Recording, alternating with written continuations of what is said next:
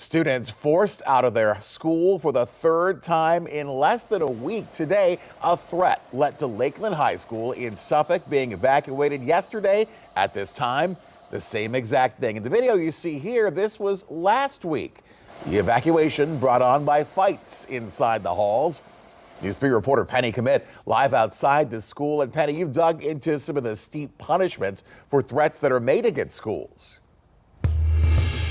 Yeah, Blaine, that's right. But I want to start out by just talking about the emotions here today. I mean, we've had 2 bomb threats in 2 days, 3 times in 1 week.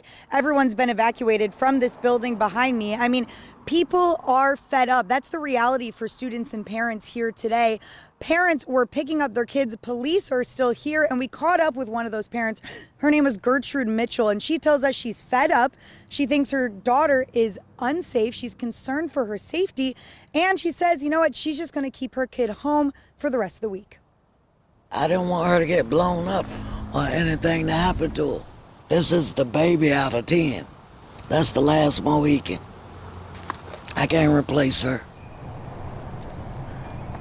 Lakeland High School entering level orange just past 9 this morning after Suffolk Fire Marshal Christopher Cornwell tells us that someone called in a bomb threat. Now, this is Lakeland's second bomb threat this week, and Officer Cornwell says the threats are not related, but he does say that it's typical for these type of threats to come in waves. And he reminds students that it is a felony to make any sort of bomb threat, whether that be through a phone call, text, or even just joking to your friends. When you make threats such as these, it's a felony. These charges can follow children and adults alike for the rest of their lives. It's a very serious offense. So what happens if you do threaten to bomb a school in any way? First off, anyone over the age of 15 can be tried as an adult in the case of a bomb threat.